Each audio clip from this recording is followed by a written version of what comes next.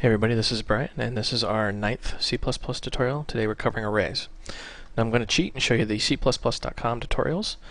They define an array as a series of elements of the same type placed in contiguous memory locations that can be individually referenced by adding an index to a unique identifier.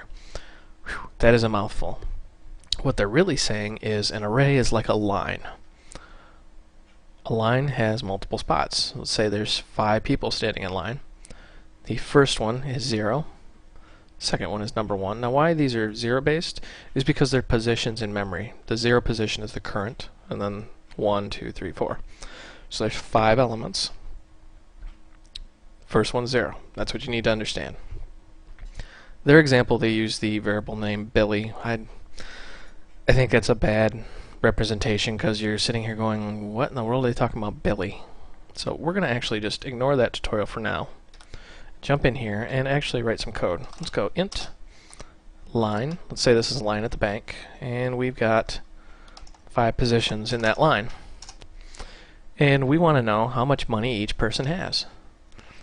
So we will say line 0, first person in line. Let's say he has $3 to his name. Not very rich. And then line, we'll say the second person. Whoops. See how they get kind of tricky with that 0 base. The second person, we'll say he has $8 to his name. And then line third position, we will simply say he has $4 to his name.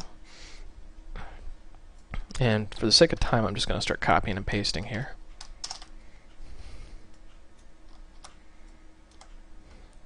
And we'll say 6 and 2.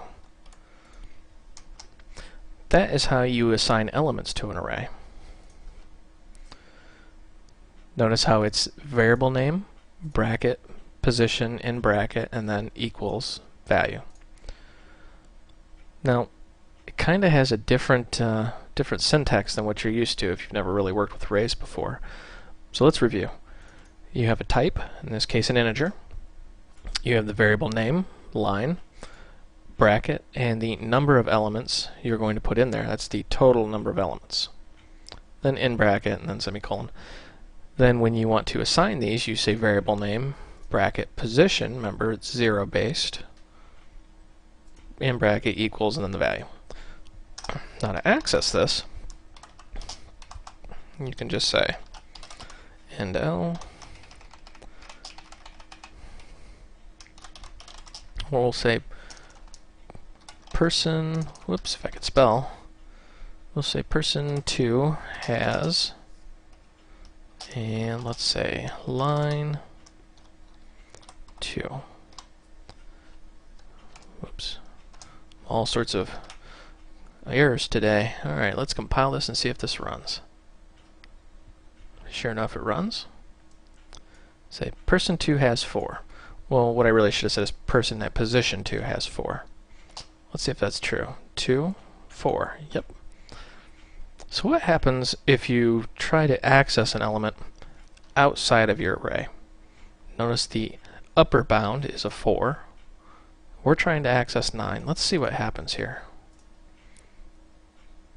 Well, runtime check fail. The variable line is being used without being initialized. You get the same thing as if you try to make a variable before initializing it, because that doesn't exist. It just does not exist in memory, and of course your output is going to display some crazy number that just happened to be the value that was in memory next to position where position 9 would have been in memory. It gets into a little bit of math that we're not going to cover. You just need to understand how arrays work. Now the same thing happens if you just don't initialize one of these. Let's take this out and set it to 3. And the exact same error. So if you don't initialize, you're going to have a problem. Now it doesn't want to stop. We made it angry. Okay. So now you see how arrays work. Now let's just flip back over to the tutorial here. And you can see they're covering pretty much everything that I just explained to you. Now there is a way to initialize an array. Its syntax is, the variable type, the variable name, how many, and then you have equals, and then these squiggly brackets, and the values. What that does is it creates the array, and then it says this is the first position or 0, this is the second or 1, and you can see how it correlates here. So that's a very quick way of initializing an array. So let's actually do that.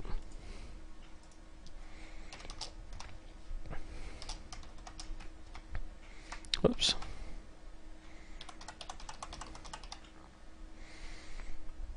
And let's just get rid of that. And we're going to say we want the value of the third. Let's run this. Now before I run it, can you take a guess what it's going to be? I'm sure some of you are sitting there going, come on, run it already. So we'll run it.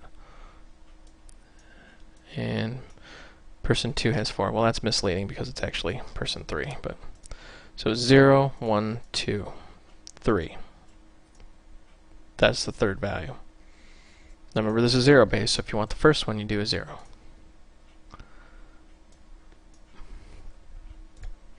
I know that seems a little bit confusing if you've never learned arrays before, but I'm going through this very quickly, making the assumption that this is not your first programming language. And if it is, excuse me, I implore you, go learn another language first. It'll be much easier on you. I'm doing this mostly for review so we can get to more advanced things. This is Brian. I hope you found this video educational and entertaining, and thank you for watching.